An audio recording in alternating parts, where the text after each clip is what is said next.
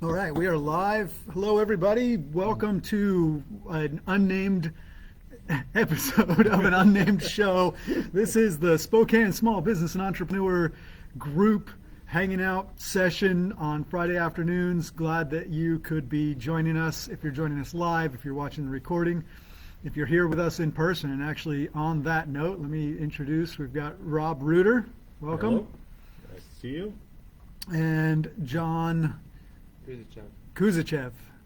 I'm gonna just flow with that one of these times. And myself, Jonathan Byron.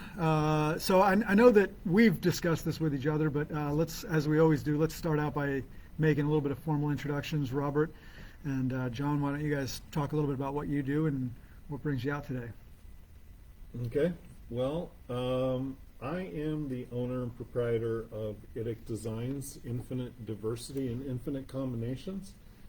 And I am a strategist and systems thinker, and I work with small businesses helping them optimize their businesses using technology.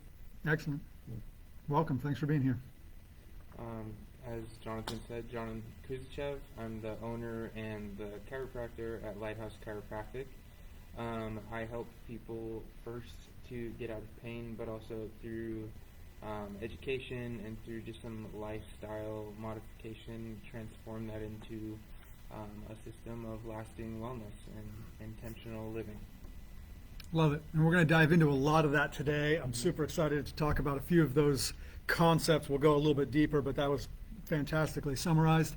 And I'm Jonathan Byron. I sell houses and help people come together and help people move and get into the next season of their life. This year, 2025, I want to help 500. Wow. I just Wow, quintupled my goal. That was a big shift. I want to help 100 people buy a house in 2025. And so if you know anybody that is particularly making good income but still paying rent, I'd love to talk to them. Also, anybody that's just kind of curious about real estate, there's a lot of unknown, a lot of big, scary, hairy things involved with that I'd love to kind of dispel some of the myths and help people move in the direction of home ownership. So a little bit about each of us, and we're going to jump in. We've got a lot that in the conversation leading up to this, a lot of different paths that we can go down. But one of the biggest things that we talked about that I really want us to discuss generally is purpose. And what we all agree on, and I think most people hearing this and watching this can agree to, is that the most important thing in business, in any endeavor, is understanding the why. Why am I even doing this?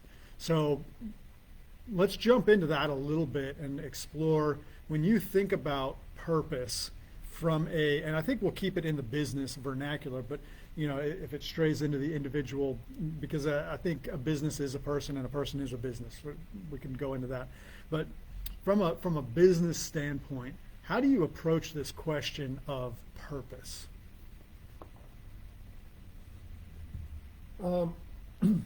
I in one sense, I always approach it from a personal point of view, and that is, I have always had a sense that my purpose as a being is to contribute in some way to the bigger purpose of those around me. So I'm ultimately looking at the world, asking, what can I do to have an impact that adds value? Now, obviously, I can't have that impact without sustaining myself. So, yes, I chose to be a business in this operation of fulfilling my need to continue to thrive and survive in things. But ultimately, I don't take that transaction of trying to put a dollar sign on everything. I look at what is the impact I can have. And if I feel like I can have an impact, then I want to explore it as far as I can until I get to a point and say, okay, I can't go any further. I've done everything I can for you. So without turning this into a project. And once it's a project, now we have to negotiate. Sure. But I always lead with generosity and saying, I want to be involved. I had a call a check-in call with somebody, and they said, hey, I'm working with somebody who has questions that you might be able to answer. Would you mind getting a call with them? And I said, sure. So Monday night I got this call, and we just had a great conversation. We talked for, scheduled for half an hour, talked for an hour and 15 minutes or something like that. And I was really great and happy that I spent the time, because it was really energized by the conversation. But at this point now, it's what's next. We don't know. That's to be seen. Yeah. With that. It's great. When I think of purpose, I think of the journey, the path that it puts you on, and a destination to be had. So if you don't have a purpose, you're kind of just almost aimlessly flitting and wondering about trying to figure something out. And the second thing that I think of when I think of purpose is that it can be chosen or found. A lot of us try to choose purpose through the job that we choose, the person that we choose to spend our life with as a partner, whatever, and that can be fulfilling.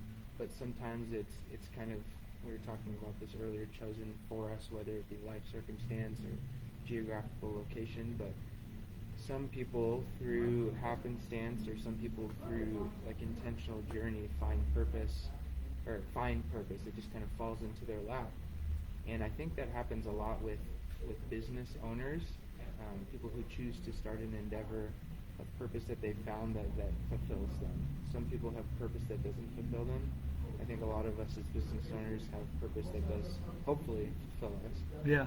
There are business owners out there that start businesses that they're in it for the monetary gain, not necessarily the personal growth or personal gain. Yeah.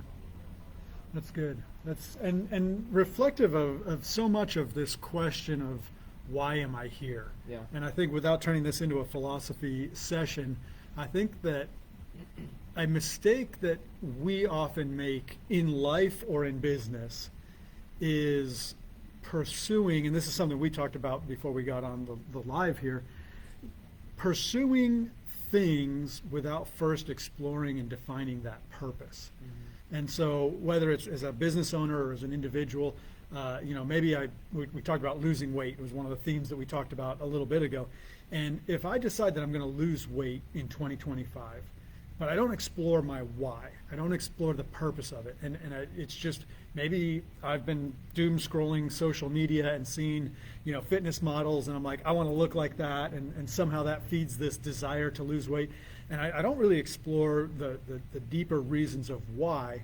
I think I'm setting myself up to fail. Mm-hmm. And in the same way, I think if I jump into becoming a business owner because I see other business owners and I'm like, oh, they're successful. Oh, they have this. Oh, I want to have a boat one day. It's like, well, if my goal is to have a boat one day, right, then maybe just keep working at your job, make some good investments, and you'll have enough money to buy that boat, or any number of other. So it's like really exploring the purpose, or exploring it. It's not necessarily, again, without getting too philosophical, it's not necessarily what that purpose is, how you came to have it, but it's that you have it, that you've articulated it, and then from there, and this, Rob, you mentioned this earlier when we were talking, from there, then you can start to say, okay, does this thing, whatever this thing is, and actually I'm going to tell on Rob a little bit and also promote him a little bit.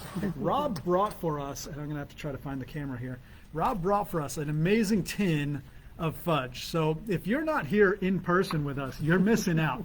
And we actually talked quite a bit. We might even get back into the fact that all three of us are currently resisting the temptation to have fudge because we've had enough already. But wow, I totally derailed myself. Why was I going here, Rob? What was I talking about? Because we were talking about the purpose, sure. Getting into business, you have to have something more than just the flash. Well, and then having that purpose informs, does eating this fudge serve my purpose? Yeah, so it was the weight loss, and you have a goal. And yet you have that in front of you. Does your purpose support? Yeah. Enough that you can use it to avoid things that that are not productive. Yeah. I guess is the thing. Yeah. And for any one of us, Rob, with your software and all this, you frequently you talk about people that they go out. I call it in my industry shiny object syndrome, right? Ooh, a new CRM. Ooh, a new sales funnel. Ooh, a book that I can. And we're chasing all of these things without ever stopping and saying, does this serve my purpose, or does it just assuage some guilty feeling that I'm not doing enough or spending enough? And with chiropractic, with coming in and saying like, okay, my purpose in life, whatever it is this served by coming to a chiropractor and having you work through, or would it be better served somewhere else? With me, with real estate, right? Like, I am firmly convinced that everybody should own a house. In fact, we started talking, not politics per se, but like this idea of like who owns America, who are, and under all is the land is the theme of the Association of Realtors. And so for me, I very strongly believe that everybody should own, even if it's a small parcel, everybody should have ownership in this great experiment that we're all a part of. At the same time, wherever you're at in life, that may not serve your purpose at this particular crossroads. And if you come across somebody that's spectacularly hyped up about how great property ownership is, and I talk you into buying a house, that could be detrimental to you. Now, I would never try to talk someone into buying a house that it's not right for them, all of the things, and you wouldn't try to talk somebody, in fact, you talked about people that come in for chiropractic that you maybe early on, you're like, hey, if I can help you get rid of pain, great, I'm going to help you. But now you're more selective, and it's if you're not working with somebody that's aligned with making choices, which we're going to get into, but you'll actually say, I don't think I'm the right fit for you. And for me, the same way. Like if somebody's just trying to do it for the wrong reasons, I would rather say, hey, let's pump the brakes a little bit, get you to a place where this does make sense for you. But the reality is, in life, people don't always offer us that option. They're just there to sell us something, and if we pursue it, they're going to give it to us. So it's an interesting thing, and I think in the description here I put a couple of things we wanted to talk about. Obviously purpose, but collaboration. Let's assume that we've kind of worked through and we have a purpose. How does collaboration come into play with that?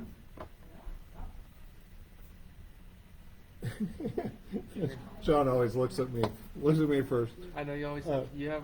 I always have something. Yes, actually, when I teach at Gonzaga and I teach a systems course on information systems, one of the lessons that I teach my students is that there are 3 ways that we can engage with each other. Okay, and all of them come from Latin terminology, and it's very significant. The source of the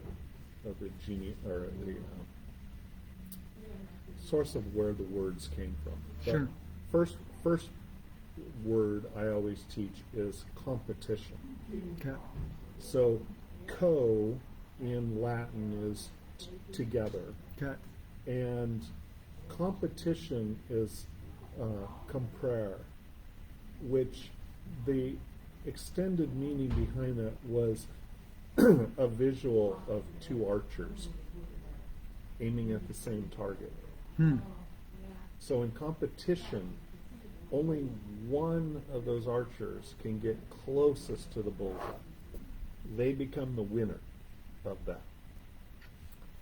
Then the second terminology was to cooperate.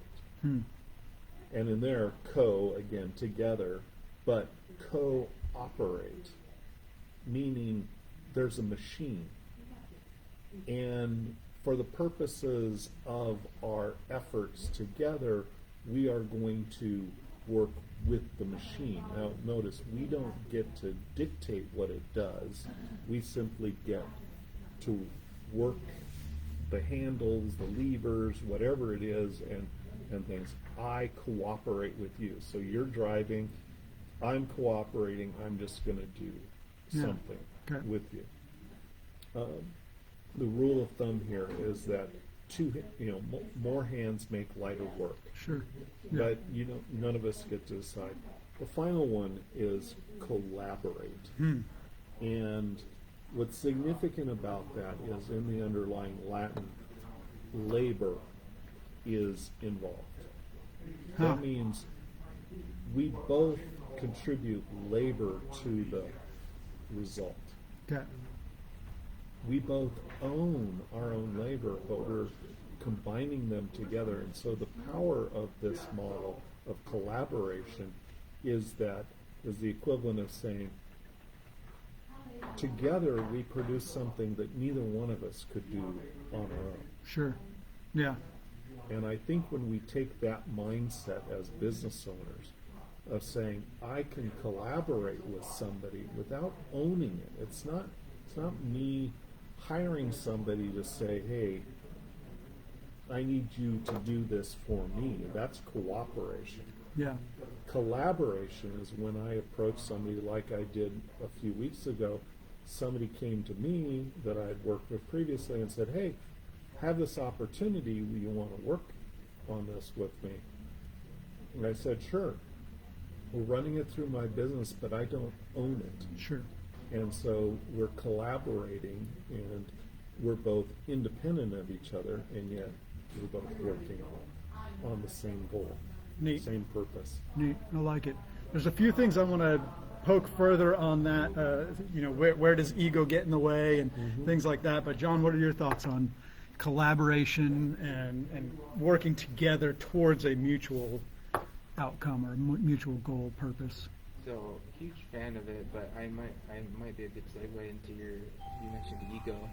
I think at first, as a small business owner, ego can really creep in there, and collaboration might sound scary because you're relying on the success of this thing that you're building to provide a life for you, right? And it can be a little scary to allow someone to step into the picture to work with you. That could, if they're not a truly altruistic person, hurt that opportunity of you to build an income, build the life that you want. And so, without proper perspective and motivation on both sides in a collaboration, it can be really scary. Yeah. Yeah. And is that, so I guess let's just go there. We'll talk about, so with collaboration, and it's interesting because, we started this out talking about purpose. And I don't know if there's any statistics on this or what the numbers would be, but I hazard a guess that it's greater than half of business owners, of individuals out there, have not taken the time to figure out what their purpose is, right? Just that alone. And then now you take on, okay, so you're a business owner, you're not really sure what your purpose is, but you're bringing on a partner, you're bringing on a collaborator, you're bringing even an employee, which to your language would be a cooperator, right? Somebody that's going to work together.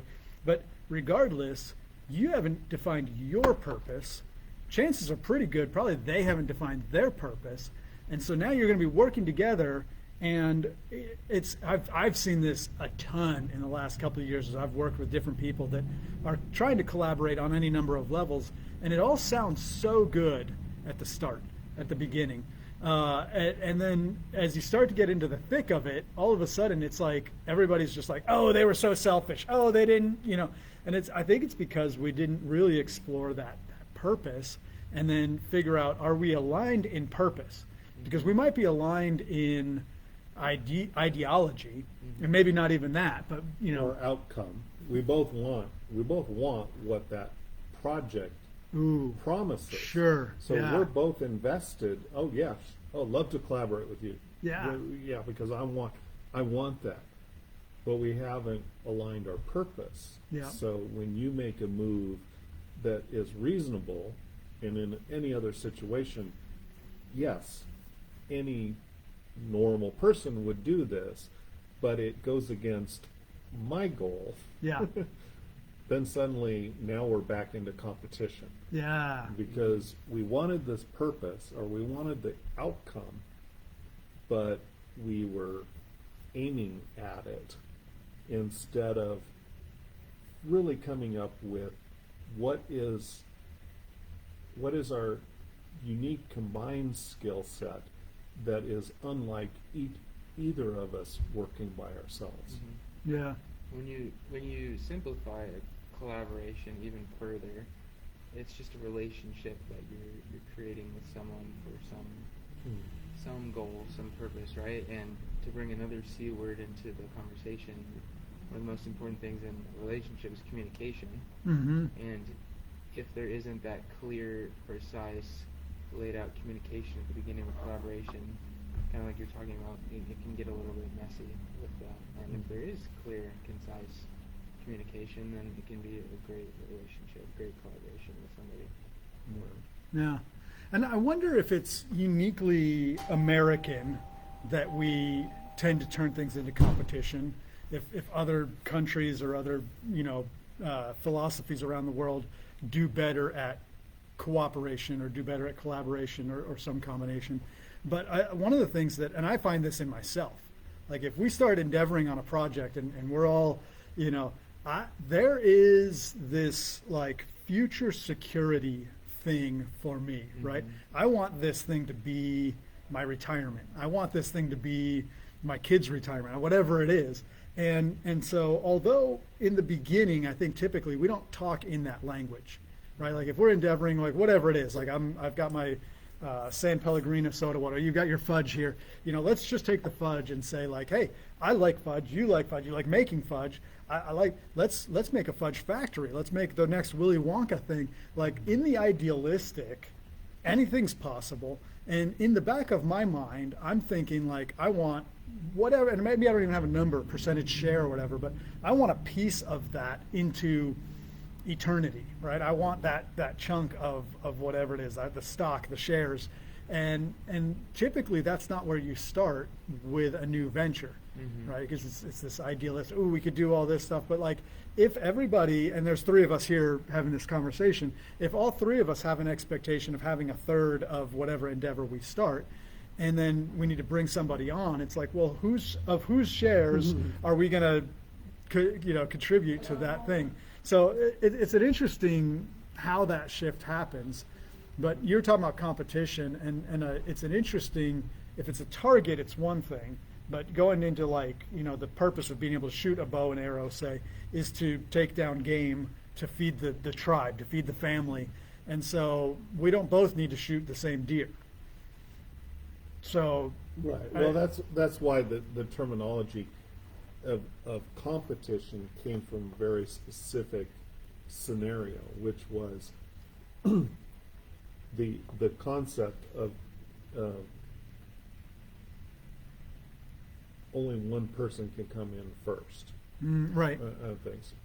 If you get into an archer skills and contributing to the success or health of the tribe, then yes, you want to differentiate. You want to know who's a good hunter, who's a good fire maker. Right, everybody right. has something they're skilled at. But there you're back into collaboration. Yeah.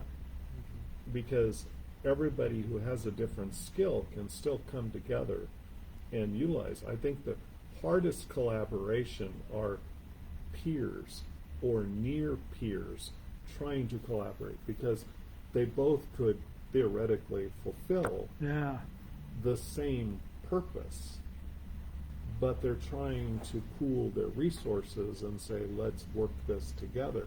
So think about a doctor's office with a single theme. It's like, okay, I'm a neurosurgeon. Yeah. Okay, what does it make more sense? Do I go out and set up my office, set up my staff, and and compete with everybody, or should I go out and find other neurosurgeons in my community and build a common office and share the staff and share the systems in order to accomplish it? It's again, that's where that ego factor is. Whose name was on the door? Right. Which name comes first? Right. If as long as we set up these rules, thinking that the person who's at the front is more important than anyone else, then yeah, we're always going to be fighting for that. Whereas I find I collaborate because I let go of the outcome. I don't know what's going to happen. Yeah. What I simply do, and based on my life philosophy, is I just start things. I just open the door. And if it works and we head down a direction, I'm thrilled. But if it kind of just dies, I'm going, okay, it wasn't the right time, the right place, the right person, whatever. Yeah, there's a lot here that I feel like we could go into a lot of different directions, and it's interesting. Like some of what you're talking about is like to use the example of somebody that's really good at shooting and getting the deer, and then somebody that's good at starting a fire, and maybe somebody that's good at cooking, and even somebody that's good at hospitality. And like, let's say we're going to open a restaurant where we serve fresh venison, right? And it's like if all three of us are hunters. Right, and it's like, okay, John, I need you to start the fire. And you're like, fine. And like, you don't even have any skills at it. It's like, all right, I'll figure it out. And I was like, okay, Rob, you're on cooking duty. And it's like, oh, I don't like doing I don't like dressing a deer. Yeah, I don't like doing any of that stuff. And like we all want to go out and shoot the deer. None of us want to do any of the other work. And similarly, if we're all hospitable people, it's like, okay, I'll greet everybody when they come in and give them the menu. And I mean, we've got just that hospitality covered, but we got nothing to feed them because none of us even know how to get the deer in the first place. And I think as you were talking about that, I was thinking like, John, you being a chiropractor, if you were to open up a shared office like Rob was describing that was all chiropractors, right? It's like if I come in and I'm like, I go get my hair cut at a place where there's 5 barbers, and I've got my guy, and my guy is the guy that runs the place, so he's kind of the guy. But like I go in and I've got 5 people to choose from. It's like there's almost this like competition versus if you brought in a physical therapist and all these other things. And there's a lot of this going on now, I would say, with like med spas where there's different what's the word modalities that you can go, and it's like, oh, I've got the cold plunge, I've got the different people that can help things. With me, with real estate, if I open up an office and it's just 5 realtors and you walk in the door, it's like, which one of you am I going to pick? We're competing for one client that just walked in the door versus if I have a real estate agent myself and maybe a home loan expert that knows how to do loans and lending, an insurance guy. In fact, shout out to my buddy John Palladino that wanted to be here. He's live. I think he's watching us live right now. But he's in insurance, right? So if I have John and I have Adam is my lender that's with me in this hypothetical office, and then there's a couple of maybe a title rep that can help with that, or a lawyer that does real estate law. And then some other thing, right? Like now people come in, none of us are competing, we're actually collaborating. It's like, hey, let's get you through this whole process in one piece. Maybe that's a visual representation of it. And I think I guess the question then is, as a business owner, how do we look at this? How do we approach this? Do we look to attract people that can come alongside us? Or do we just kind of go at it ourselves and see what comes in? What are kind of ways that we can approach this? Well, I'm kind of in an enviable position because as a technology person, as a technology specialist, I get to have those kind of collaborative relationships because I almost never do I have the same skills as a person I'm talking to. Yeah. So I'm somewhat in an enviable position, but where I have tried to collaborate, and I can't point to a win on this, but I've had the conversation multiple times, is the customer you serve can be. So my challenge is one of getting lead generation. Mm-hmm.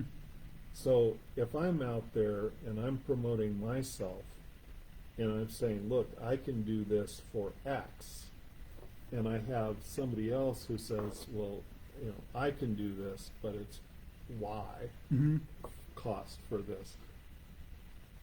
If if somebody is looking at both of our ads and going, well, I'm confused, I don't know what I need, they might just say for the status quo.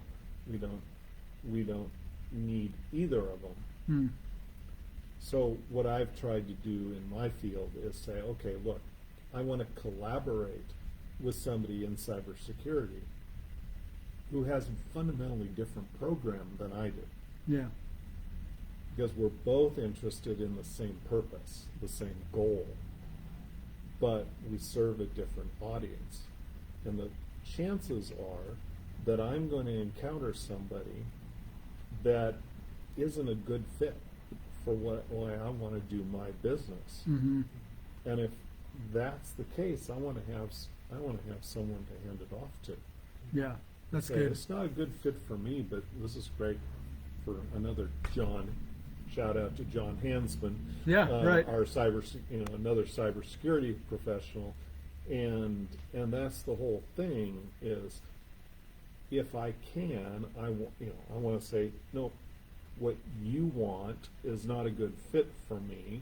I would rather hand you off to somebody I trust and know will do a good job, and then in vice versa, if he runs into somebody that is just not a fit for his program, he has somebody Yeah. he can say, hey, talk to my friend Rob.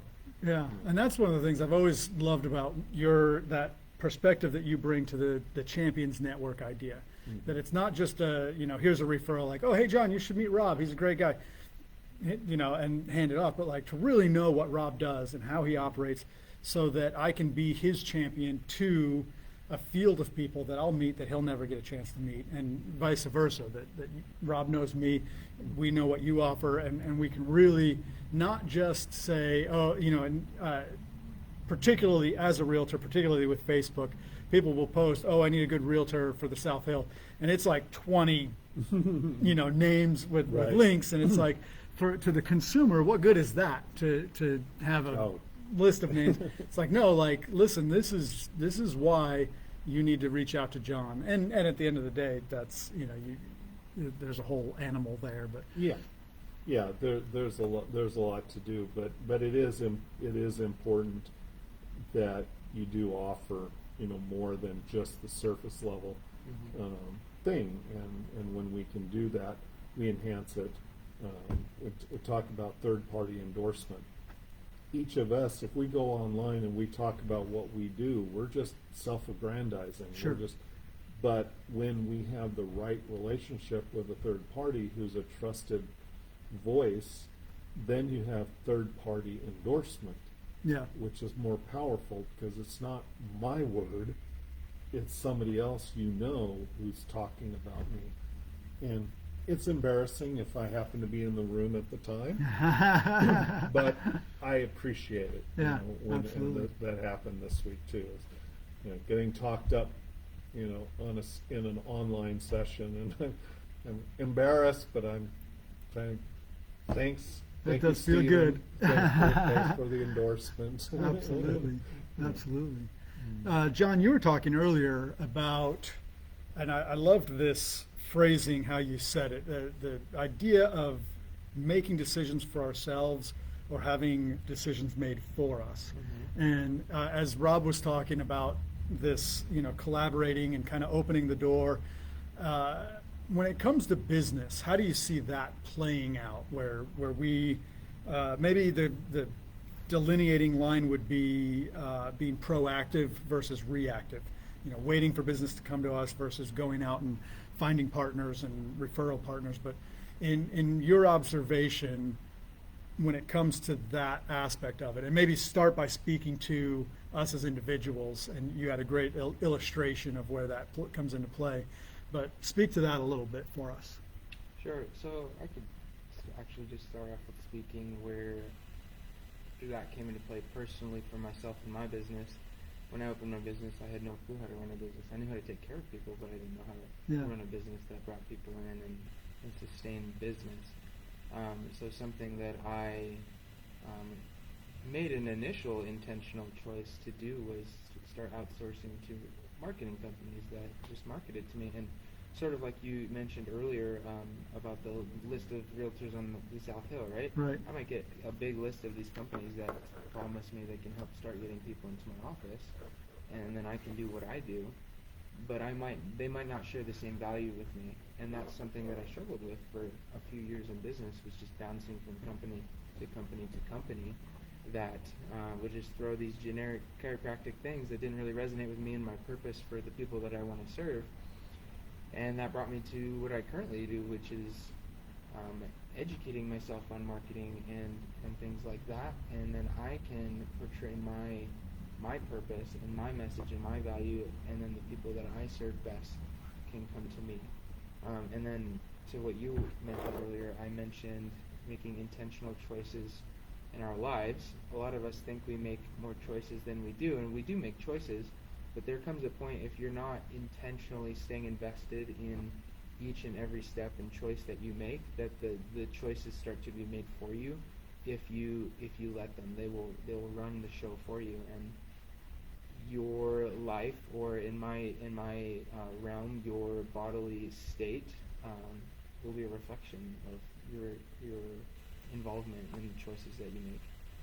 Yeah, it's good. So I'm going to take this in a different direction. We're talking about business still, but Yeah. I think that core to the health of our business is the health of ourselves, the health of our body. So as you were talking, I realized, there's just so many ramifications of this, but speak maybe to the habits of health. What are some things that people can do? And we were actually talking about this before. We're in the holiday season. It's the end of the year. What are some healthy habits that we can engage with? And Rob, you can jump in with this as well. That whether it be it on a literal, your physical health, or the health of your business, what are some things that we can be doing in December, right? It's the 13th of December, actually Friday the 13th for any of you that are superstitious. It's I like it for the humor of it, but I don't know. I've never bought much into that. But here we are, middle of December. We've got 2 weeks left. What are we doing? What is the sprint to the finish, or what are some of the things we can start putting into place, maybe to start 2025 strong, or whatever? So I could speak to health, you could speak to business if you want. Good. Go ahead. The first thing I want to say, since we're approaching New Year's, is people want to make these grand, huge changes in their lives to make these different outcomes happen. And that can be very overwhelming, and what happens to most of those New Year's resolutions is they're in the garbage by February, right? Yeah. Or by January 7th, 1 week Right. after the New Year. And so this is an encouragement I give to the people I take care of all the time, is small steps. And you have to be patient, which is not what a lot of people have, in the process. The process is how you become the outcome that you're looking for.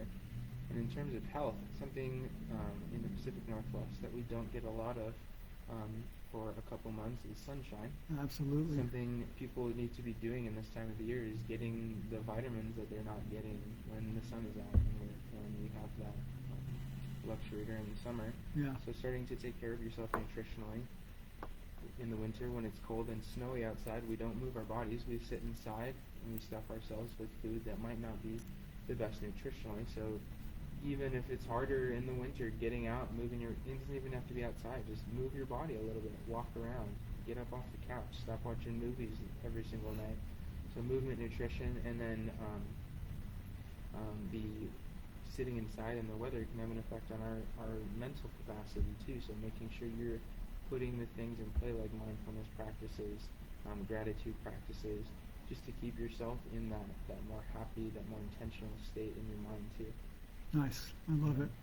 Rob, I want you to jump in, but before you do, I want to jump on a few things. One, you mentioned movement and things like that. I want to give a shout out to Stephen Hicks, who's not here, but he should be. Stephen Hicks is the I don't want to say anti-fitness coach. No, that's not his branding anymore. Holistic fitness coach. Yeah. Stephen is fantastic for exactly that sort of because even as you were talking about it, I almost get overwhelmed. Okay, I need to not sit and watch TV tonight, but how do I move? It's gross outside. I don't want to like jump on the trampoline with the kid. I don't want to do it like. Stephen is great for that. He's got like this really great ability to take you and what you enjoy and create something out of it. So shout out to Stephen Hicks. The other thing in there, the nutrition, the all of that, I wanted to jump into, for me, an answer to the question, because it occurred to me, and so I want to hear yours, but I also want to so I started this idea of helping 100 people buy a house in 2025, and it's a small thing, but I've latched onto it as my one thing. And so now, in every conversation I have, in every interaction I have, every time that I sit down at the computer, that's on my mind. It's like, okay, how am I going to get to 100 people in 2025? And it's creating this like creativity and this innovation and this, when I bring it up to people, I get two reactions. I get some people that are like, that's awesome, and like they're ready to just jump in, and other people are like, well, hold on a second, how many sales did you have last year? How many? And they help me get into that, like the nitty gritty of like, okay, if you really want to accomplish this, how are you going to do that? And I think you need both. But my point being that it's not, I'm not trying to reinvent my whole real estate career. I'm not trying to do all of my social media, all of these things better or correctly, fix this, fix that. It's one focus. It's something that I can say in 10 seconds or less that flow. The more I say it, the more naturally it comes out. And I mean, we're not even in 2025 yet, and I'm already like, okay, I like the rhythm of this. So I would take what you said and add on to it. Like, find one thing that you can be like, okay, this. I like, and it's a painful iterative process, I think, to get to that one thing. But if you sit quietly and think about, okay, what's my purpose, and you get to that space, from there saying, okay, what's one thing I can move the needle towards that purpose, and then you just hold on to that thing and like, and go with it. So that's my 2 cents to vibe on top of that. If I may, there's that saying, like, how do you eat an elephant? One bite at a time. One bite at a right? time. And a lot of people become so overwhelmed with doing the whole, like you said, you were getting overwhelmed with even just the 3 things that I offered. You could even make it even a little bit less grotesque of how do you walk a mile, like one step at a time. Yeah. You don't have to know how to be a great runner. You just have to know how to put one foot in front of the other. 100%. Yeah, we seem to be in shout out mode today. Yeah. Because I'm gonna bring up another friend of ours with a little bit of shout out, because I was reviewing a new site he's building, but our friend Craig Blanchett Absolutely. is also in the health and fitness. And what struck me today about what John was talking about in terms of setting your goals and the dangers of the resolution. Mm-hmm. We make a resolution, we don't have a plan, and so we end up just kind of waffling along until we just give up, and so on. And so I think it's really significant that another contribution you can make that Craig is working on is having a challenge for a limited amount of time, a very narrow set of habits or behaviors you want to imitate. You just track yourself on a daily basis, saying, did I get my steps? Did I get my water? Did I spend some time with my mindset, getting myself in the right space to achieve my goals? So I was thinking, we were talking earlier about weight, and I'm in that mode where I need to do something about that. And so you're kind of inspiring. You want to help 100 people, Yeah. and I think my one mindset is going to be 170. If I just every day I have to make a decision. If I start the decision as, does this get me to 170? Yeah. If it doesn't, then I need to make a different choice. Yeah. And so that's how I achieve that goal. And it's interesting, I'm going to bring in something else I brought today, because a friend of mine introduced me to this concept of an incident command system. Yeah. And what was powerful about this model that I had never seen before It's a model that FEMA uses whenever they go in to deal with a disaster. The purpose of the system is to break down authority without losing purpose. So in the incident command system, there is one incident commander who is the ultimate, person in that structure, and yet that person's job is not defined by the structure that they're doing, but there is a branch of that called the operations. Mm-hmm. That's why we're here. That's our purpose.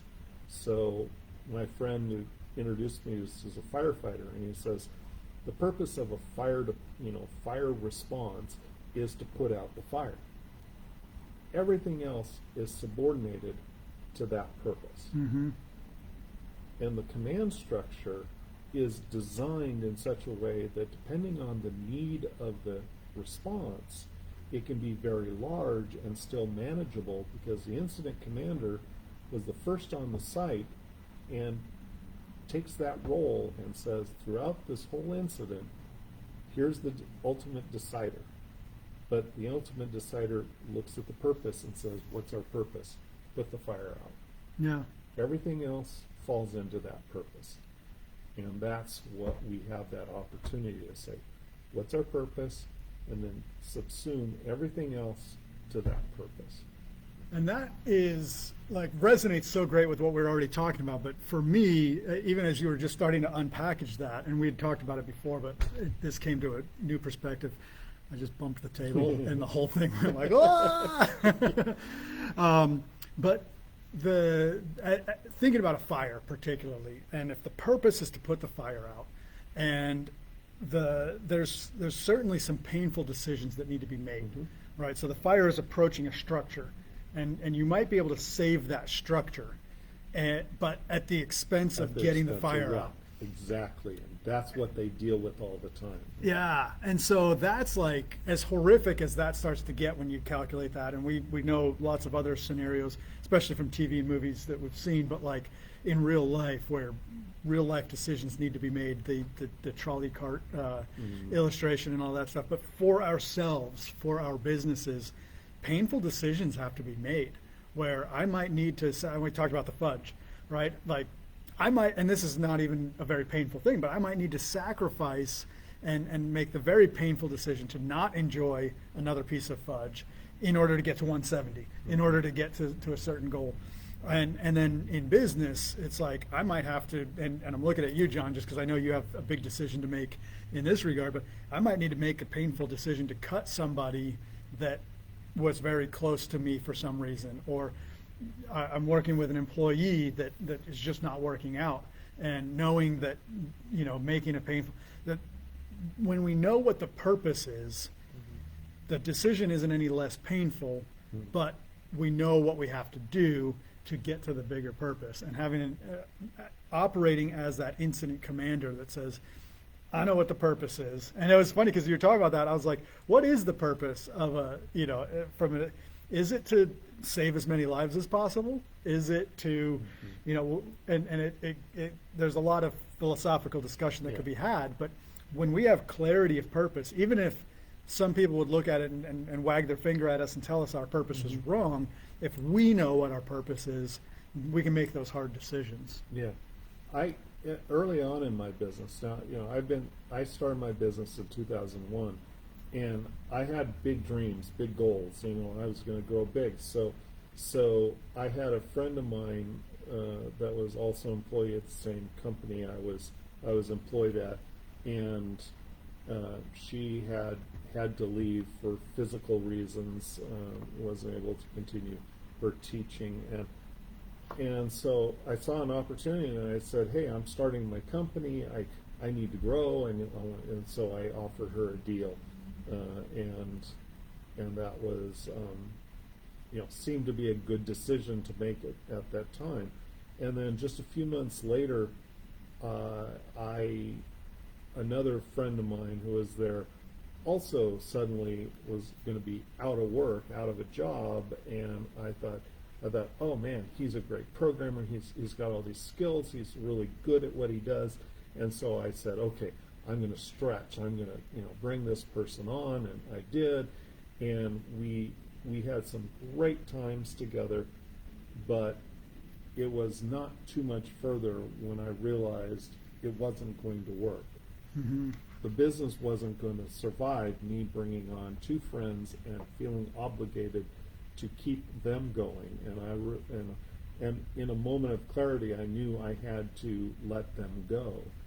But you talk about the pain of it. I am not a person, once I make a commitment to something, it is hell and high water before I sever some connection like that. Yeah. And so it was really painful, so much so I actually had my friend, the programmer, is like, I was so adamant because he had a house and he had a mortgage and all these things he had to cover. I could not do it, so I put myself on the line and I called up one of my clients, who is also a big national consulting company member, and I said, "Gee, Phil, do you have a job for Charles? Could you find a place for him in your organization?" And he stepped up and said, "Sure, I'd be happy to." And he found Nice. found that. And my other friend, she eventually also realized I was way overextended, and she just decided it was time to go back to her home country, so she left to the west side, and gave me the grace to not have to say, I just can't pay you anymore. Yeah. So those are the challenges, but again, it always comes back to understanding your ultimate purpose and make everything else subsumed to that purpose. Yeah. You said something in there that echoed what we were talking about earlier as far as making, obligating yourself to whatever it is. And so, John, you had mentioned health choices. Like when I make certain decisions about what I eat, what I put in my body, what my activity level is, then I'm making future choices for myself. Yeah.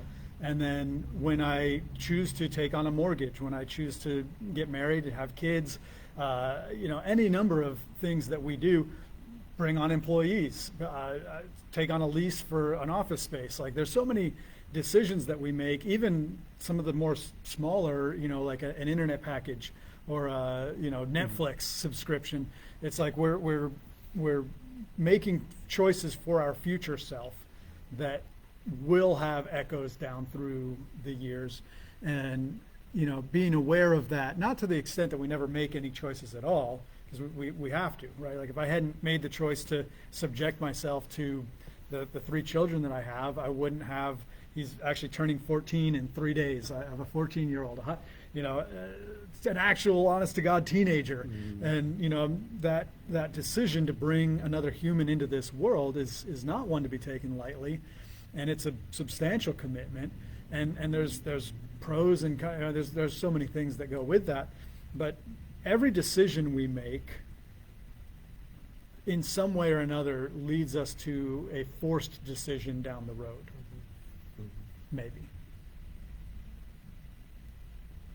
I'm gonna echo something that John spoke to, because it's the purpose I have right now.